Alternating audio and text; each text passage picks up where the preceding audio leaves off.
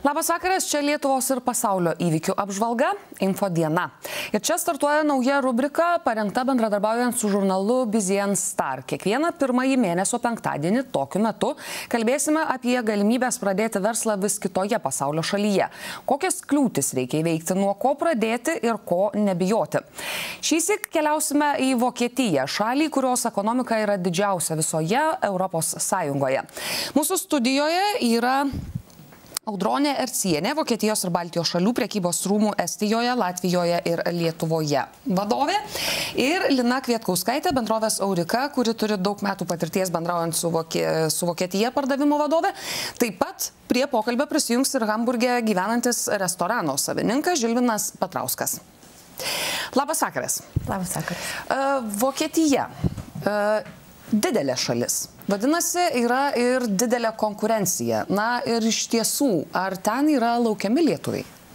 Be abejo, lietuviai ten, galima sakyti, kad mes yra laukiami, bet tiesiog tas kelias gali būti iš tikrųjų ilgas. Ir lietuviai, kaip čia buvo kažkuriais metais paskelbti, kad Lietuva drąsi šalis, tai mes kaip Vokietijos ir Baltijos šalių prekybos rūmai sulaukėm iš tikrųjų daug užklausimų pastaraisiais metais, kaip patekti į tą Vokietijos rinką, kokiais keliais, kaip ten pasiruošti.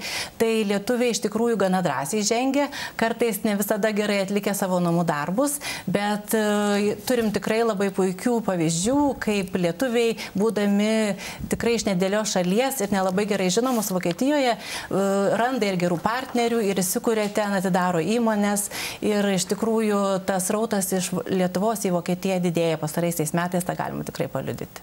Na, vienas iš tų tokių sėkmingų matyt pavyzdžių ir būtų Žilvinas Petrauskas. Žilvinai, ar girdite mus, kiek jums užtruko, kol jūs įkūrėte savo verslą Vokietijoje? Mes, kol užbaigėm pilnai renginėjo metus laiko, o kol dabar įsivažiavo verslas, užtruko kokie geri 2 metai, nes kol vokiečiai pripažino tą lietuvišką maistą, aišku, mes juos su lietuvišku interjeru dar pritraukėm ir kol pripažino, praėjo dabar kažkur geri 2 metai. Žilvinai, kodėl jūs apskritai pasirinkote Vokietiją ir kiek užtruko tas biurokratizmas galbūt, na, patalpų ieškojimas, dokumentų tvarkymas? Ar tai buvo, na, labai paprastai, labai greitai? Popierių tvarkymas yra iš tikrųjų sunkoka Vokietijai, labai daug biurokratijos ir kai mažai žinių dar tokiam jaunam, kaip man buvo sunku viską surasti, suprasti, bet aš per internetą, per knygas gerai pasiruošęs. Tai mes su įranga, su ieškojimais, su kreditų gavimais, pagalboms, visko užtruko gerus metus, kol įsirengėm. Kodėl Vokietijoje, aš dar norėsiu perklausti? Vokietijoje aš dabar gyvenu 12 metų jau ir dėl to vokiečių kalbos pas mane kliūties toje vietoje nebuvo. Ir kaip tik Hamburge gyvenu, tai nusprendėm čia ir atsidaryti.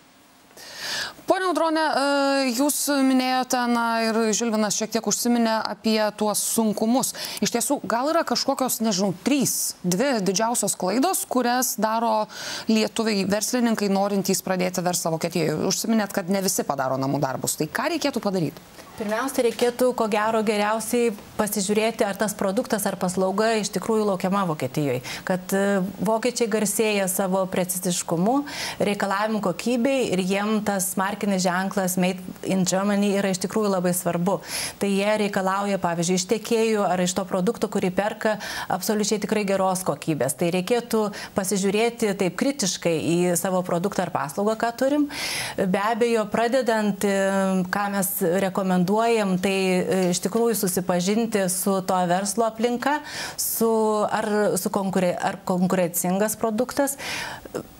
Taip pat reikėtų vis dėlto investuoti į vertimą, susitvarkyti savo internetinę svetainę, jeigu įmanoma padaryti tai gražia vokiečių kalba, pritaikyti, pasižiūrėti, ar tam produktui reikalingi tam tikri sertifikatai ir taip toliau. Taip, kad tas kelias iš tikrųjų iki tos Vokietijos atliekant namų darbus namie, tai iš tikrųjų dar yra ilgas. Pone Lina, jūs turite patirties dirbant su Vokietijos rinka. Kaip yra geriau? Ar mėginti ten pristatyti savo prekinį ženklą, ar ieškotis vis dėlto partnerių? Na, tai yra kurtis pačiam, ar mėginti surasti partnerius vietoje? Manau, iš principo tai priklauso nuo produkto ar paslaugos, kurią mes norim parduoti. Mūsų konkrečiai atveju mes dirbam su partneriais. Vis dėlto tie žmonės turi daugiausiai patirties dirbti Vokietijoje. Jie išmano organizacinės kultūros subtilybės, komunikavimo subtilybės. Ir mums yra lengviau dirbant su jais. Nors be abejo turim patirties dirbant ir su galutiniais mūsų produkto pirkėjais. Bet svarbiausia, ką reikėtų padaryti, tai turbūt atsistoti į potencialaus pirkėjo poziciją ir pagalvoti, kodėl aš turėčiau pirkti prekę ar paslaugą būtent iš Lietuvos. Ir tada pabandyti susidėlioti, pažiūrėti save kritiškai, kaip ponia Audronė jau minėjo, kuom aš galiu būti stipresnis, pranašesnis, kitoks galbūt, kad mane pamėgtų ir pamiltų Vokietijoje. Pone Žilvinai, kiek jūs sumokate mokesčių per mėnesį? Per mėnesį mus iš vis apie 20 000 eurų mokesčiam. O procentais kiek tai yra? Procentais apie 20-15% aišku. Ar jums tai yra skausmingas tas procentas 20-15? Iš tikrųjų yra skaudžiai, tai jeigu dar su pelno mokesčiai, su viskuo gaunasi ir daugiau, 36 kokie. Iš tikrųjų labai nubaudžia Vokietijai šitas dalykas. Bet iš principo pelną jūs kažkokį uždirbate, na, antraip ko gero neturėtumėte jau to restorano. Ne, bet vos išlipinėjame viršų, kaip sakau, čia pas mums dabar tik tai 2 metai, dar jaunas restoranas, tai dar truputį reikia. Sakyčiau, dar kokių gerų metų. Girdėjome 36%. Ar iš tiesų mokesčiai Vokietijoje, pelno, sodros yra didesni, mažesni negu Lietuvoje? Tai yra, na, patrauklūs lietuviams būtų? Be abejo, įsikurti ten Vokietijoje. Lietuvos įmonė mes visada rekomenduojam, jeigu reikalinga, tai plėstis ir būti arčiau savo kliento. Reikia tiesiog paskaičiuoti, nes, sakysim, žinom, kad vokiečiai yra pakankamai konservatyvūs ir jie tikrai lengviau priima įmonę, kurios pavadinime yra GmbH, taip vadinama užsienio bendrovė.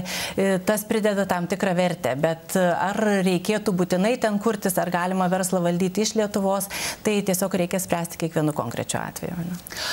Žilvinai, jūs vokiečiai kaip verslininką žiūri, ar, na, teigiamai, ar vis dėlto jaučiate tą tokį atvažiavo čia, nepaisant to, kad jūs 12 metų, bet, na, vis tiek jūs tarsi ir ne vokietis esat ir kuriate vietą?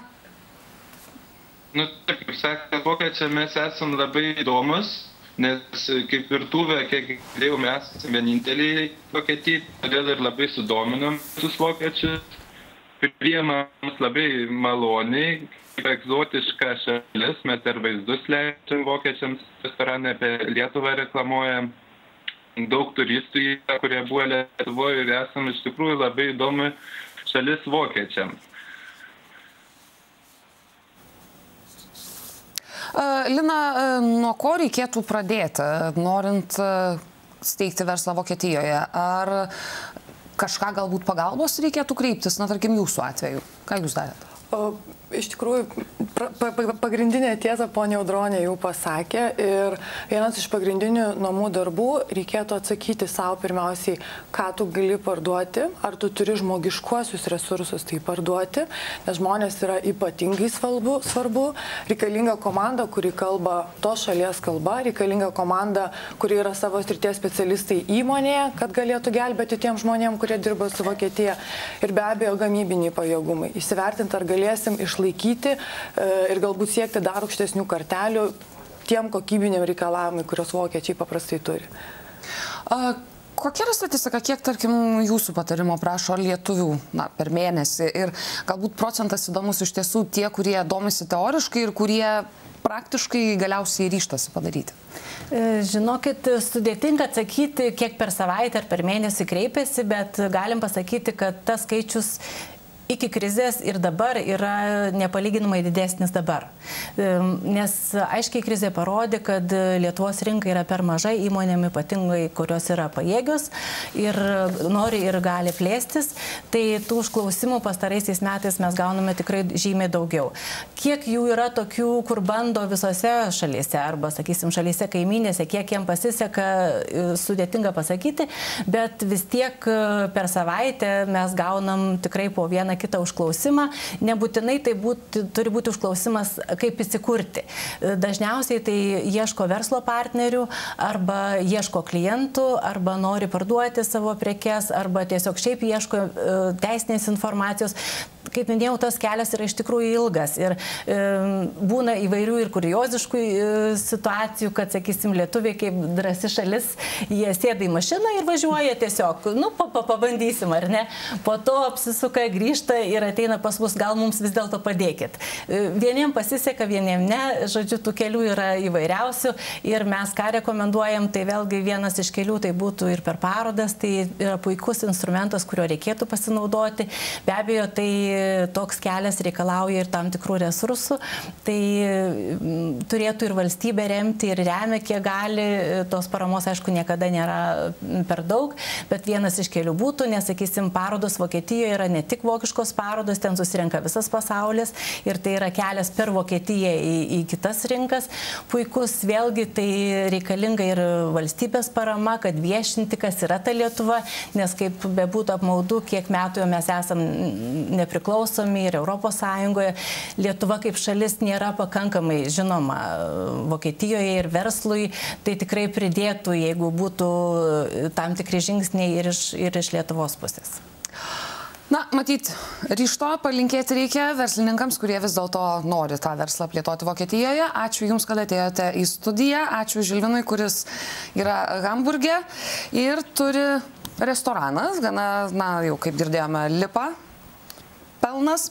Tai buvo Audronė Ercienė, Vokietijos ir Baltijos šalių prekybos rūmų Estijoje, Latvijoje ir Lietuvoje vadovė, bei Lina Kvietkauskaitė, bendrovės Aurika, kuri turi daug patirties dirbant su Vokietijos rinka, pardavimų vadovė. Balandžio 5-ąją Infodienoje kalbėsime apie verslo galimybės Švedijoje. Šią rubriką rengiame kartu su žurnalu Business Star.